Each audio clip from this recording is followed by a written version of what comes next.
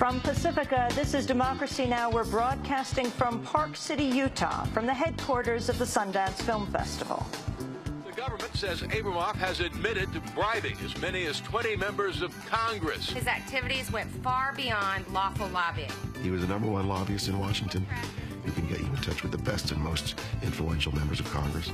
It's amazing how many members of Congress want it in with Jack. Casino Jack and the United States of Money. As a Supreme Court ruling opens the floodgates for corporations to affect elections, we'll look at corporate money in politics with Academy Award-winning filmmaker Alex Gibney. His new documentary focuses on the rise and fall of disgraced Republican lobbyist Jack Abramoff. We'll also be joined by a lobbyist and member of the Blackfoot tribe who is a key whistleblower in the Abramoff case.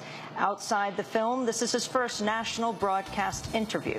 We'll also speak with David Sickey, vice chair of the Coushatta tribe of Louisiana, another of Abramoff's victims. But first, we go to Honduras, where ousted President Manuel Zelaya is due to leave the country today after President-elect Porfirio Lobo is sworn into office. Zelaya has been holed up in the Brazilian embassy in Tegucigalpa for the last 4 months. And that's where we'll go to speak with Democracy Now!'s Andres Contreras, who's been there with him. All that and more coming up.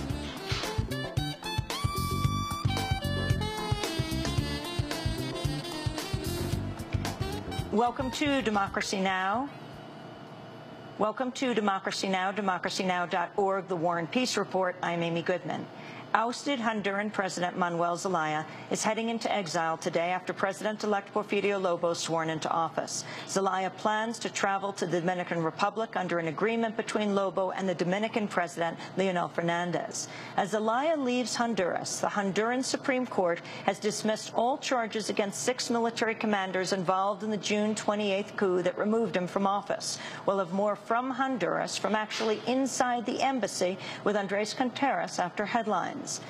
In Haiti, starving Haitians were tear-gassed Tuesday after crowding a relief center with scarce food aid.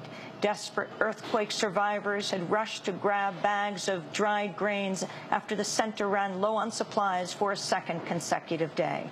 Brazilian forces with the UN mission to Haiti fired tear gas at the crowd. The UN says it will need enough food to feed some 2 million people for at least 15 days. UN Emergency Relief Coordinator John Holmes said the aid effort is making incremental progress in meeting humanitarian needs. We've got some access to water, and we're increasing the coverage that we are able to give, so that is less critical, although I don't want to give the impression that it's at all solved. Another related issue there we need to focus a lot on is sanitation, and of course sanitation and hygiene, because otherwise the risk of disease is there. And by the way, on the disease front, there is no sign of any epidemics at the moment, although the surveillance of that is continuing very intensively. Meanwhile, a Haitian survivor was pulled from the rubble of a collapsed building on Tuesday. Covered in dust, the 35-year-old survivor had been trapped for 2 weeks.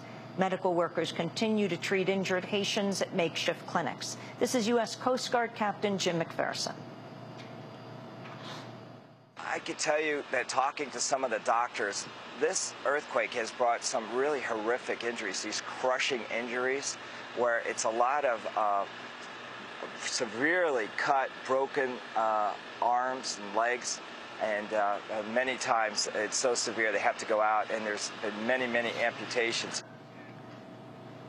The Washington Post is reporting the U.S. is deeply involved in secret joint operations with Yemeni troops that have killed scores of people, including civilians and suspected al-Qaeda leaders, in the past 6 weeks. The operations were approved by President Obama and involve several dozen troops from the Joint Special Operations Command, or JSOC. Although U.S. advisors are said not to take part in the raids, they've reportedly planned missions, developed tactics, shared intelligence, and provided weapons. U.S. citizen Anwar al-Awlaki has been added to a list of targets for capture or killing. Awlaki is a U.S.-born cleric accused of having ties to the failed Christmas Day airline bombing and the shooting at Fort Hood. In targeting Awlaki, the Obama administration's renewed a Bush-era policy granting U.S. forces authority to kill U.S. citizens abroad if they're linked to terrorist actions against the U.S. or U.S. interests. In Sri Lanka, state television's reporting incumbent President Mahinda Rajapaksa has been reelected. The results were announced just as Sri Lankan forces surrounded the election headquarters of rival Sarath Fonseca's campaign. A former general, Fonseca led the Sri Lankan military when it crushed Tamil rebels last year. Thousands of people have gathered in Porto Alegre, Brazil this week for the 10th Annual World Social Forum.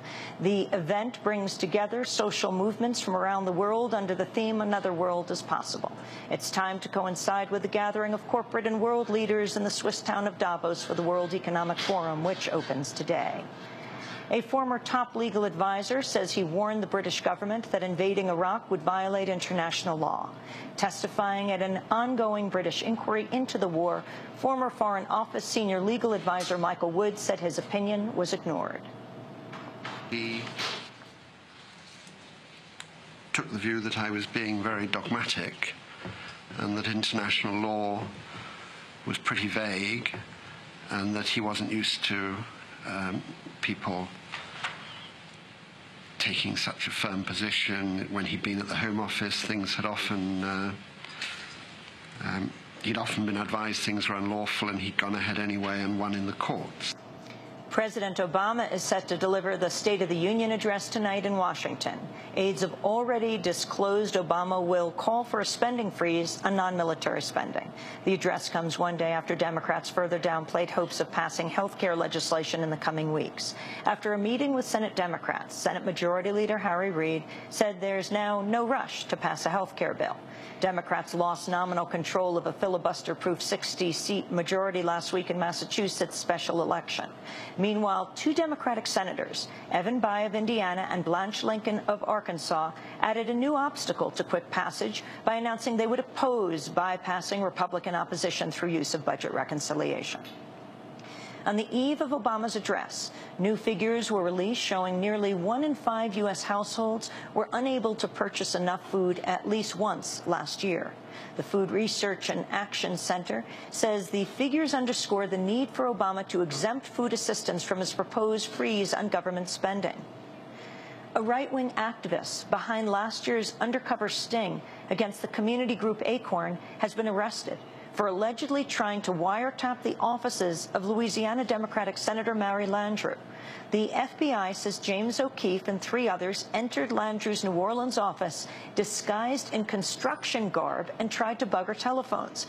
Last year, O'Keefe disguised himself as a pimp and secretly videotaped Acorn employees appearing to offer him advice. The scandal led to a congressional measure stripping Acorn of federal funding.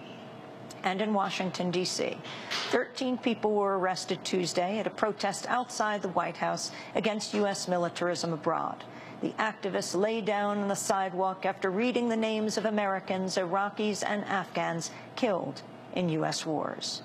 And those are some of the headlines. This is